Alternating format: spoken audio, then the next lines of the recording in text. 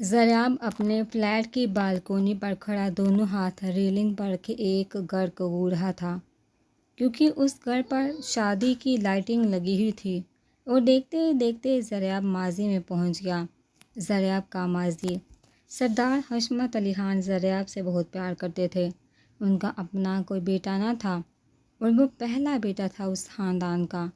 اسے گھر کے ہر فیصلے میں اہمیت دی جاتی، بلکہ یوں کہنا درست ہوگا کہ جو وہ کہتا وہی ہوتا۔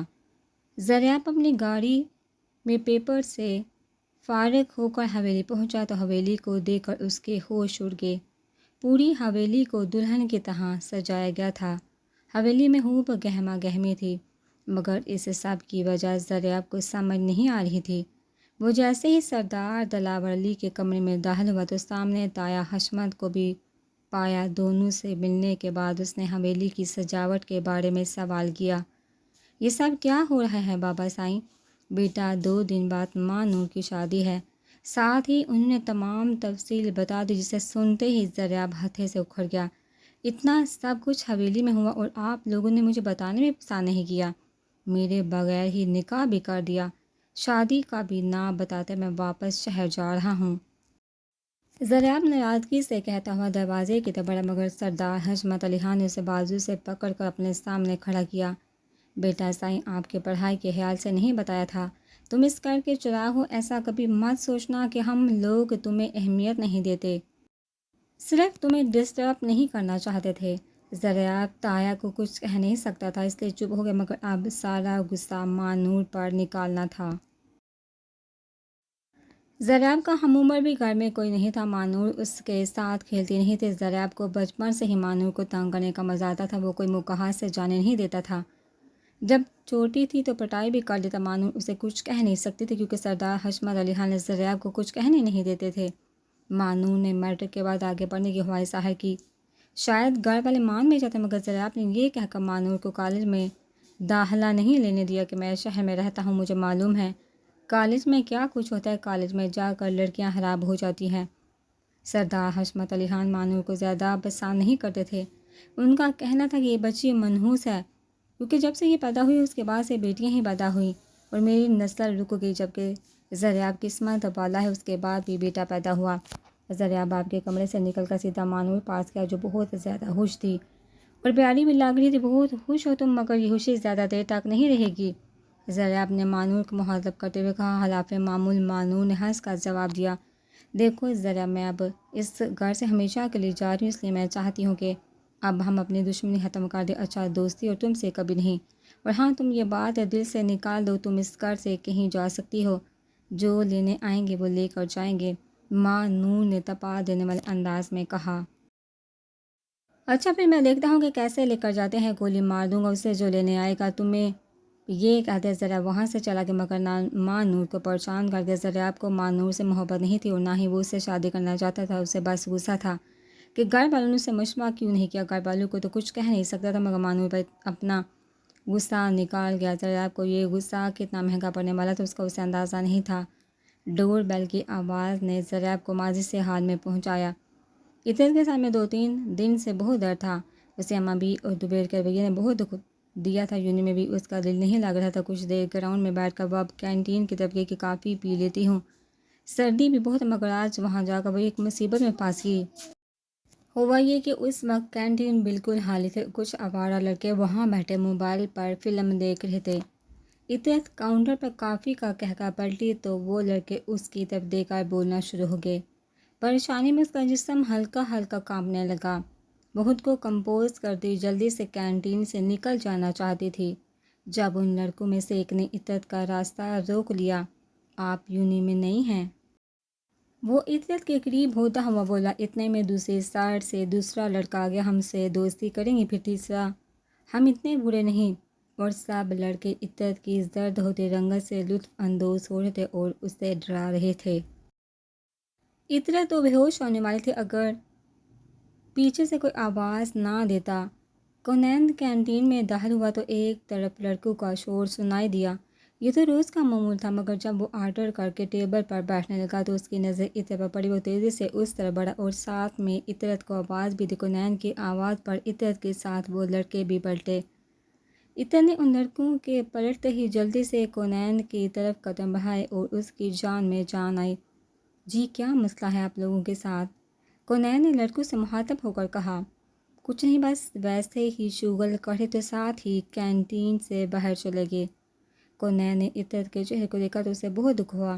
آپ یہاں بیٹھیے، میں کھانے کے لیے کچھ لاتا ہوں، اتنا کہہ کر کونین کاؤنٹر کی طرف بڑھ گیا، جبکہ عطر نے اللہ کا شکر ادا کیا۔ تھوڑی دیر بعد وہ ہاتھ میں فرینچ فرائز اور 2 کافی کے کپ لیے واپس لوٹا۔ یہ لے مس عزت، کھائیے۔ کونین نے دوستانہ لہجے میں کہا۔ شکریہ عزت کے ابھی تک حواس جگہ پر واپس نہیں آئے تھے۔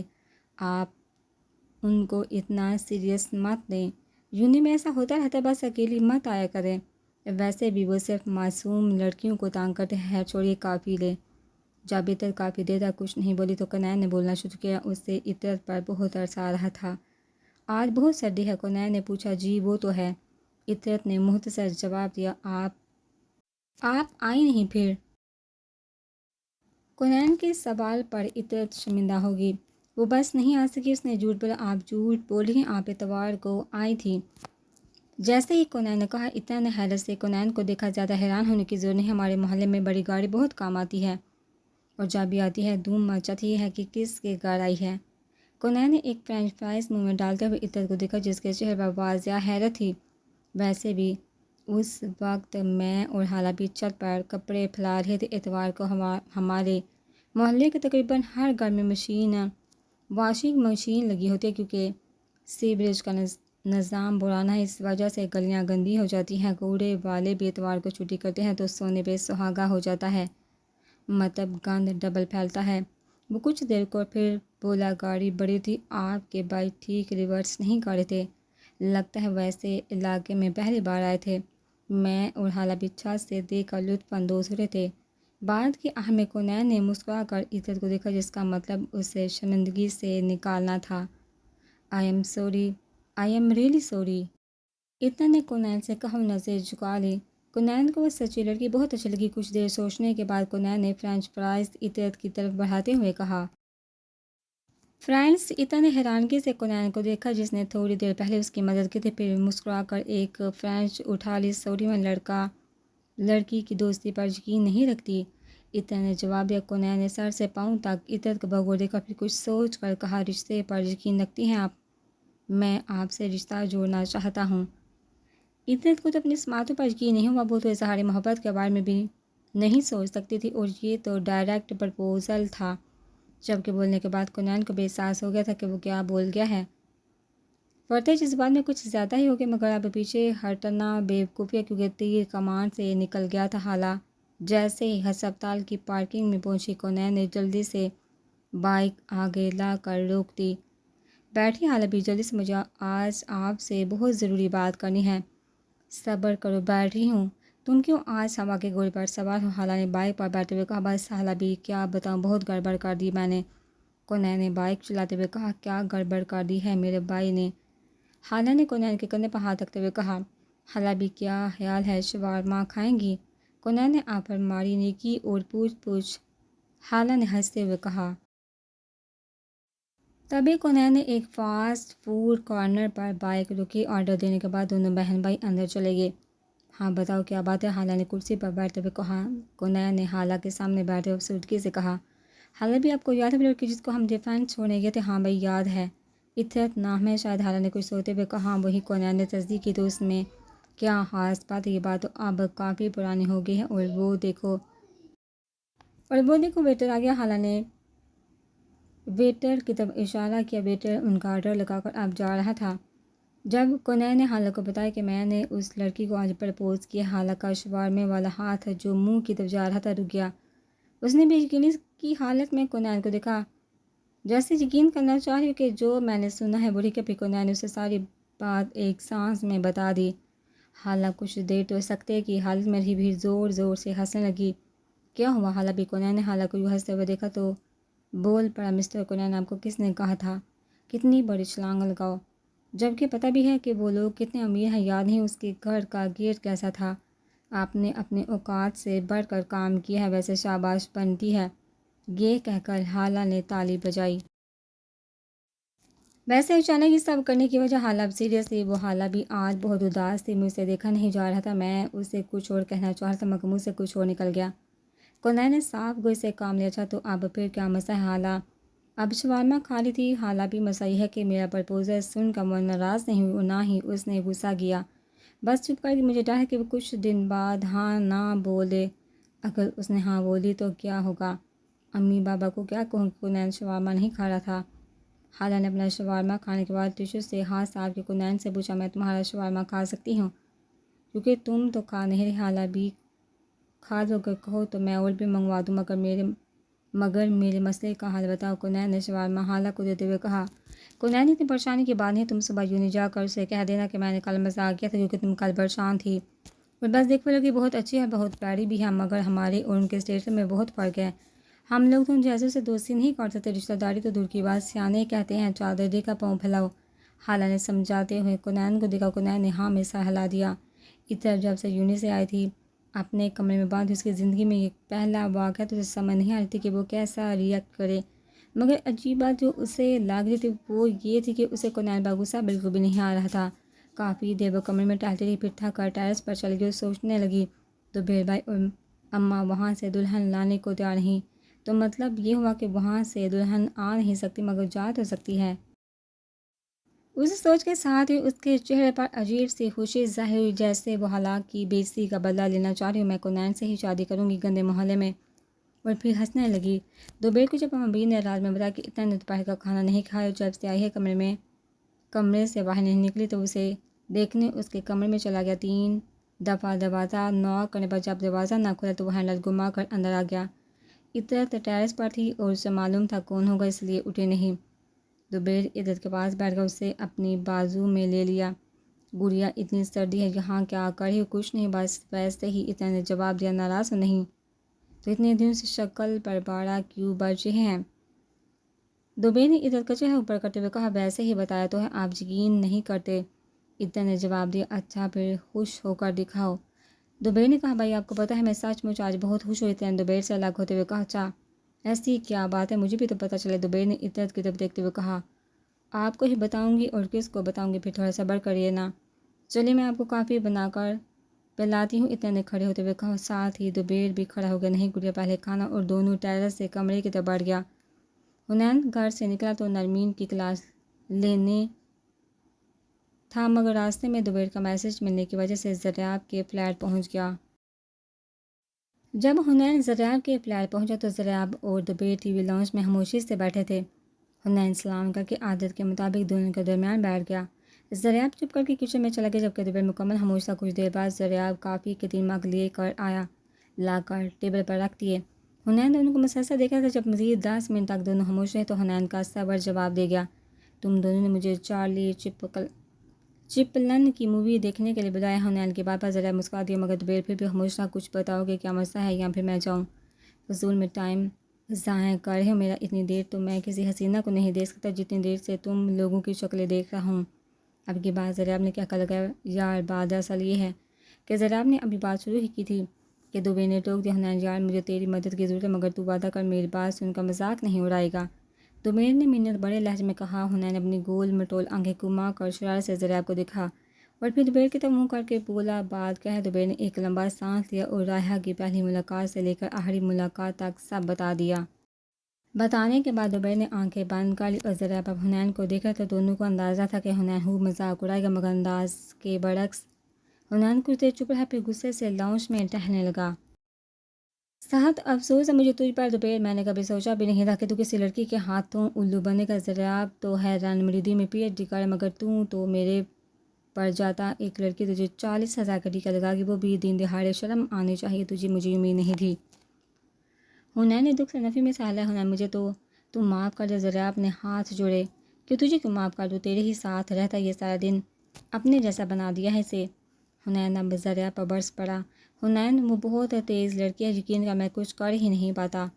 دوپہر نے بے بسی سے کہا، بات سن میری سید دوپہر حسین شاہ، یہ جو مرد ہے نا، یہ صرف اپنی من پسند عورت کے ہاتھ بیوقوف بنتا ہے، اس لیے ڈرامے نہ کر، سیدھی بات کر۔ وہ بات جو تو چھپا رہا ہے، یہ جو عشق ہے نا، اس کی مشک بہت بری ہے، 100 گز کے فاصلے سے بھی آ جاتی ہے، اور بڑو بڑو کی مت مار دیتی ہے۔ یقین نہیں آتا تو اپنے سردار ذریعہ علی خان کو دیکھ لے۔ ساتھ ہی ذریعہ کی طرف دیکھ کر مسکرایا۔ اچھا خاصا سمجھدار انسان مگر ایسے گاؤں جاتا ہے جیسے اس سے وہاں بہت ضروری کام ہو۔ اب حنین باقاعدہ کہہ کر لگا رہا تھا۔ ذریعہ نے مصنوعی غصے سے حنین کو دیکھا۔ تجھے دوپہر کے مسئلے کے لیے بلایا ہے اور تو میری ہی مسلسل کلاس لے رہا ہے۔ ہاں تو دوپہر صاحب، اب آپ بتائیے کہ آپ کیا چاہتے ہیں؟ اب حنین دوپہر سے مخاطب ہوا۔ یار مجھے اس کا بائیو ڈیٹا چاہیے، دوپہر نے جواب دیا۔ ٹھیک ہے مل جائے گا، مگر حنین نے اپنی گول مٹول آنکھیں گھما کر دوپہر کی طرف دیکھا اور کہا مجھے اپنی سروسز کی پیمنٹ چاہیے، اور خوب کہہ کے لگائے صوفے پر جتنے بھی کوشن تھے دوپہر نے سب کے سب حنین کو دے مارے۔ یار تم لوگ میری قدر نہیں کرتے، کتنے ضروری کام سے جا رہے تھے مگر تم لوگوں کے کہنے پر میں یہاں گیا۔ حنین نے منہ بنایا ضروری کام اور تجھے؟ ذریعہ نے حیران ہو کر کہا جی جناب، میں نرمین کی طرف جا رہا تھا مگر دوپہر نے میسج کر کے بلا لیا۔ اس اپنی اسٹائلوں کو 40,000 سروس کے نام پر دے دیے اور میری صرف کوشن بچے۔ وہ اب معصوم شکل بنا رہا تھا۔ نرمین پاس کیوں جا رہا تھا حیرت دوپہر نے پوچھا۔ بس پیار آ رہا تھا اس پر، سوچا ایک نظر دیکھا۔ حنین اب شرارت سے مسکرا رہا تھا۔ وہ جو تجھے اس پر آتا ہے وہ پیار ہے؟ ذریعہ نے لقمہ دیا۔ نہیں، جو پیرنی کو تجھ پر آتا ہے وہ پیار ہے، حنین نے جواب دیا۔ اب تینوں حیثیت حویلی کے تمام افراد اس وقت کھانے کی میز پر موجود ہیں۔ عموماً جمعہ کے دن کھانا اکٹھا ہی کھایا جاتا تھا۔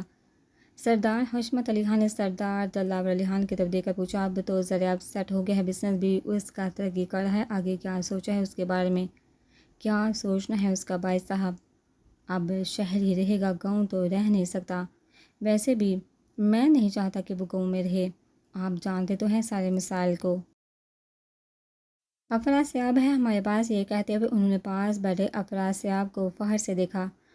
ٹھیک کہتے ہو تم، مگر میں سوچ رہا تھا کہ ذریعہ کی اب شادی کر دینی چاہیے، گاؤں میں اس کا کوئی مستقبل نہیں، وہی شہر کی کوئی لڑکی دیکھ لو، اب اس نے ساری زندگی وہی رہنا ہے، ہماری حویلی اب افراسیاب آباد کرے گا۔ سردار حشمت علی خان نے قدرے دکھ سے افراسیاب کو دیکھتے ہوئے کہا۔ کوثر بیگم اور نسرین بیگم نے ذریعہ کی شادی پر خوشی کا اظہار کرتے ہوئے کہا ہم شہر کیسے لڑکی تلاش کریں گے، کسی کو جانتے ہی نہیں۔ ان کی بات پر سب ہنس پڑے۔ میری ایک دوست کی بیٹی بہت خوبصورت اور پڑھی لکھی، میرا خیال ہے ذریعہ کے لیے ٹھیک رہے گی۔ سردار حشمت علی خان نے کہا ٹھیک ہے بھائی صاحب، جیسے آپ کی مرضی، ویسے بھی وہ آپ کا ہی بیٹا ہے، سردار دلاور علی خان نے کہا۔ لیکن بابا سید لالا سے پوچھ لیں، شاید انہیں شہر میں کوئی لڑکی پسند۔ افراسیاب نے گفتگو میں حصہ لیا۔ ٹھیک ہے اسے سے بھی پوچھ لو، سردار حشمت علی خان نے کہا۔ ماہین اور ماں پارا نے ہوشی سے ایک دوسرے کی طرف دیکھا اور سرگوشی کی، بہت مزہ آئے گا۔ سب کچھ نہ کچھ بول رہے تھے سوائے مانور کے۔ وہ چپ چاپ کھانا کھا کر اٹھ گئی، اپنے کمرے بیٹھی اسائنمنٹ بنا رہی تھی جب دینو بابا نے آ کر کہا کہ نیچے حنین صاحب آئے ہیں۔ کیا کون آئے؟ حنین نرمین نے حیرت سے پوچھا۔ جی حنین صاحب آئے ہیں اور آپ کو بلا رہے ہیں۔ اچھا میں آتی ہوں، بابا آپ چائے کے ساتھ کچھ لے کر آئیے۔ نرمین نے دوپٹہ گلے میں ڈالا اور ہاتھ میں پین پکڑے جلدی سے ڈرائنگ روم کی طرف بڑھ گئی۔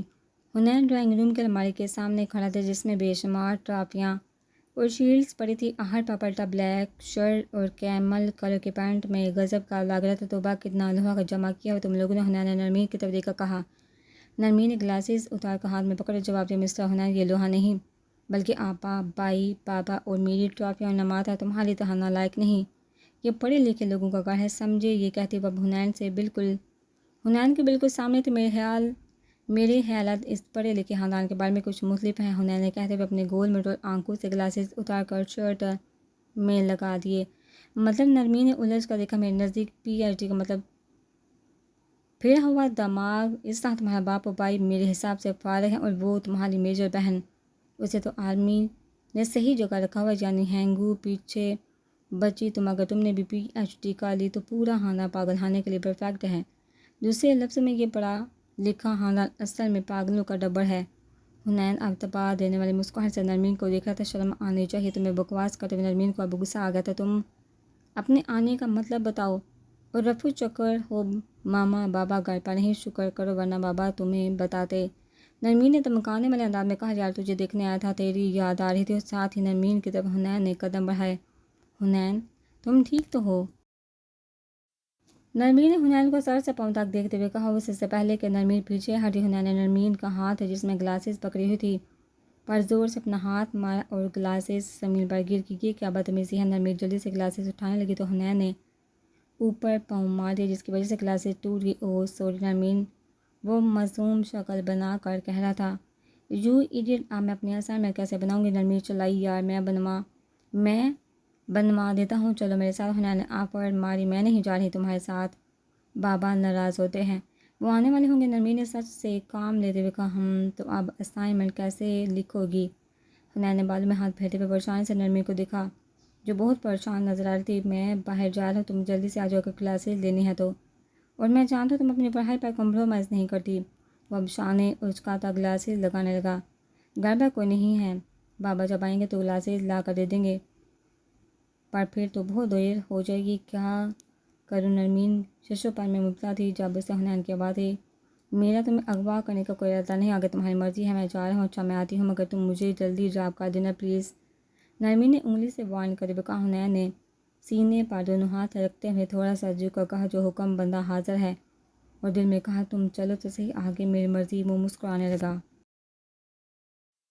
نرمین گاڑی میں آ کر بیٹھی تو حنین نے گاڑی اسٹارٹ کر دی۔ تھوڑی دور جا کر نرمین کو احساس ہوا کہ یہ راستہ مارکیٹ کی طرف نہیں جاتا۔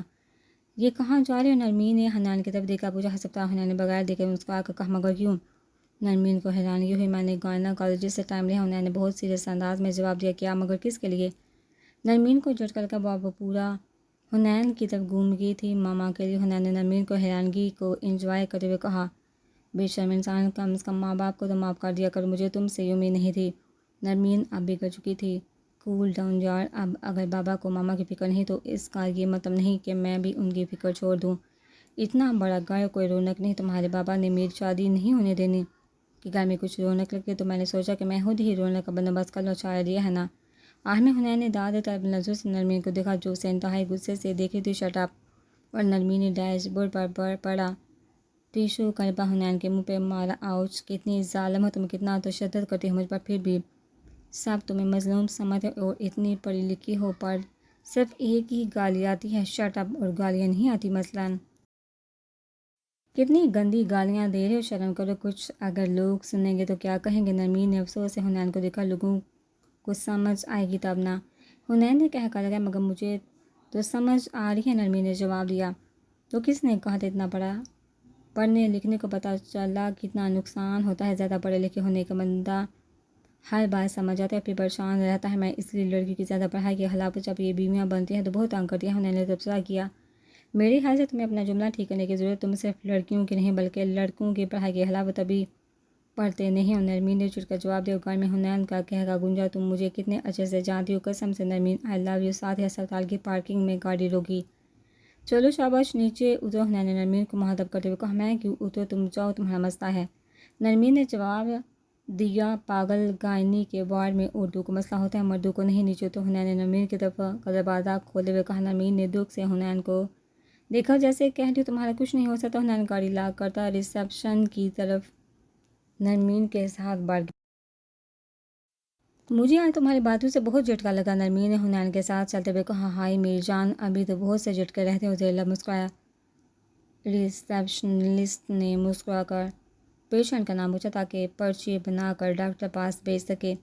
حنین نے اپنے ساتھ کھڑی نرمین کو مسکرا کر دیکھا، پھر ریسیپشنسٹ کو نرمین ملک نام بتایا، جس پر نرمین کو دوسرا جھٹکا لگا۔ کیا بکواس ہے، میرا نام نرمین احمد ہے، نرمین ملک نہیں، اور میں پیشنٹ نہیں۔ نرمین کو کچھ سمجھ نہیں آ رہا تھا، پر میرا دل کرتا ہے کہ ساری دنیا تمہیں نرمین ملک کے نام سے جانے، بلکہ مجھے ابھی ایک آئیڈیا ہے، میں صبح کے اخبار میں ایک اطلاع عام دیتا ہوں کہ آندھا نرمین احمد کو نرمین ملک کے نام سے پکارا اور لکھا جائے کیسا؟ آخر میں نرمین کو دیکھا جو غصے سے سرخ پڑ رہی تھی۔ اس سے پہلے نرمین کچھ کہتی، ریسیپشنسٹ نے حنین کو مخاطب کیا۔ سر جی آپ کی پرچی ہے، آپ پلیز کمرہ نمبر 9 میں تشریف لے جائیں، اور ایک طرف اشارہ کرتے ہوئے رہنمائی بھی کی۔ حنین نے شکریہ کے ساتھ پرچی اور نرمین کو کمرے کی طرف اشارہ کیا۔ جیسے ہی نرمین اور حنین کمرے میں داخل ہوئے، سامنے ڈاکٹر رائحہ بخاری اور ایک سینئر ڈاکٹر نے مسکرا کر انہیں بیٹھنے کا اشارہ کیا۔ اچھا تو یہ ہے ڈاکٹر رائحہ، دیکھنے میں تو عام سی ہے، اس لیے کہتے ہیں سیانے بندے کی جب عقل ماری جائے پھر اسے کچھ سمجھ نہیں آتی۔ دوبیر مجھے افسوس ہے تیری چوائس پر ہونا ہے، دل میں سوچتا کرسی پر بیٹھ گیا۔ سینئر ڈاکٹر نے نرمین کی طرف دیکھا، پوچھا کتنا عرصہ ہو گیا شادی کو؟ کیا؟ نرمین نے بے یقینی سے حنین کو دیکھا۔ جی 6 سال ہو گئے، مگر اولاد نہیں ہے۔ مجھے تو کوئی فکر نہیں، مگر یہ پریشان رہتے ہیں۔ حنین نے پریشان نرمین کی طرف دیکھ کر ڈاکٹر کو جواب دیا۔ حنین کے جواب پر نرمین کی آنکھوں میں آنسو آ گئے۔ ڈاکٹر نے نرمین کو دیکھا تو حوصلہ دینے انداز میں کہا، اللہ کی رحمت سے مایوس نہیں ہوتے، دیکھیے کتنے اچھے ہسبینڈ ہیں آپ کے، جب وہ پریشان ہیں تو آپ کیوں پریشان ہوتی ہیں؟ اور ساتھ ہی حنین کو مخاطب کرتے ہوئے کہا، ہم کچھ ٹیسٹ لکھ دیتے ہیں، آپ پہلے وہ کروا لیں۔ ڈاکٹر رحا کو مخاطب کر کے کہا، آپ انہیں ٹیسٹ لکھ دیں۔ حنین یہی چاہتا تھا۔ اس کے بعد حنین نے بے شمار سوال ڈاکٹر رحا سے کیے، یہاں تک کہ رحا کا صبر جواب دے گیا۔ مہربانی فرما کر اب آپ اجازت ہے۔ رحا نے اپنی جان چھڑوائی۔ حنین سے پہلے نرمین کھڑی ہوگی، دونوں آگے پیچھے کمرے سے باہر نکلے۔ میں تمہیں جتنا گھٹیا سمجھتی تم اس سے زیادہ گھٹیا۔ نرمین نے باہر آتے ہوئے غصے سے کہا، ایسا یہ ہسپتال ہے، یونی نہیں۔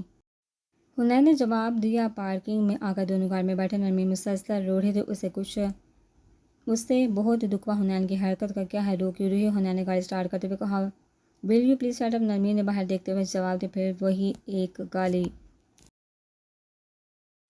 حنین بڑبڑائی اور گاڑی چلانے لگا۔ گاڑی میں مکمل خاموشی تھی، صرف نرمین رو رہی تھی جس کی ہلکی ہلکی آواز آ رہی تھی۔ حنین نے اسے چپ کروانے کی زحمت نہیں کی تھی۔ تھوڑی دیر بعد نرمین خود بہت چپ کر گئی۔ حنین نے ایک آپٹیکا لینس شعبہ گاڑی روکی اور خود اندر جا کر تھوڑی دیر میں نرمین کے لیے پنک فریم والی انتہائی خوبصورت ربن والوں کی گلاسیں لے آئی۔ یہ لو اپنے گلاسز، تمہارے باپ نے جو لے کر دیے تھے اس سے زیادہ اچھے اور مہنگے ہیں۔ ساتھ ہی گاڑی اسٹارٹ کر دی۔ نرمین کو گلاسز پسند تو بہت ہے، مگر اس نے تعریف نہیں کی۔ پکڑ کر لگا دیا کہ تمہیں میرے گلاسز کا نمبر معلوم تھا تو مجھے ساتھ لانے کی کیا ضرورت ہے؟ کتنی پیاری لگ رہی۔ اب حنین نے مسکرا کر نرمین کے سوال کو اگنور کیا۔ حنین تمہیں پتہ ہے کہ تم اتنے گھٹیا انسان ہو؟ نرمین نے سوالیہ انداز میں کہا، جی ہاں، ابھی آپ نے ہی بتایا۔ حنین نے سامنے دیکھتے ہوئے جواب دیا، کم از کم انسانیت نہیں، انسانیت ہونی چاہیے۔ اگر ایک بندہ رو رہا ہے تو اسے چپ ہی کروا دے۔ نرمین نے گلہ کرتے ہوئے باہر دیکھا، اگر بندہ رو رہا ہو تو اسے چپ کروانا چاہیے، لیکن اگر لڑکی رو رہی ہے تو یہ غلطی نہیں کرنی چاہیے، کیونکہ میرجان اگر روتی لڑکی کو چپ کروائیں تو جہاں اس نے 10 منٹ رونا ہے وہاں وہ آدھا گھنٹہ روئے گی، لیکن اگر اسے چپ نہ کروایا جائے تو وہ خود بہت تھوڑی دیر میں چپ کر جائے گی۔ یہ میرا تجربہ ہے، جیسے ابھی تم نے خود ملاحظہ کیا۔ اشارہ نرمین کی طرف تھا۔ بار میں جاؤ تم اور تمہارے تجربے، بس مجھے کر چھوڑ دو، میرا سارا گم ہے اب تک تو۔ بابا بھی آگے ہوں گے؟ نرمین نے پریشانی سے کہا، کچھ کھاؤ گی؟ چلو تمہیں کچھ کھلاتا ہوں۔ حنین نے فاسٹ فوڈ کی طرف گاڑی موڑتے ہوئے کہا، نہیں مجھے کچھ نہیں کھانا، بابا آگے ہوں گے، بس مجھے گاڑی چھوڑ دو۔ نرمین نے حنین کی طرف دیکھ کر کہا، چلو جیسے تمہاری مرضی۔ حنین نے گاڑی ریورس کی اور نرمین نے گاڑی کے سامنے آ کر روک دی۔ او شٹ، بابا آ گئے۔ نرمین نے گیٹ سے گیراج میں کھڑی گاڑی دیکھ کر کہا، نرمین بی بی تمہارا تو آج برا دن ہے، اب جاؤ اور اپنے چنگیز خان کے سوالوں کا جواب دو۔ اسی لیے کہا تھا کہ کچھ کھا لو تاکہ انرجی آ جائے ڈانٹ کھانے کے لیے، مگر تم میری بات مانتی ہی نہیں۔ اب حنین ہمدردی سے نرمین کو دیکھ رہا تھا، دفع ہو تو یہاں سے، سب تمہاری وجہ سے ہوتا ہے۔ نرمین گاڑی سے اتری اور زور سے دروازہ بند کر کے اندر کی طرف بڑھ گئی۔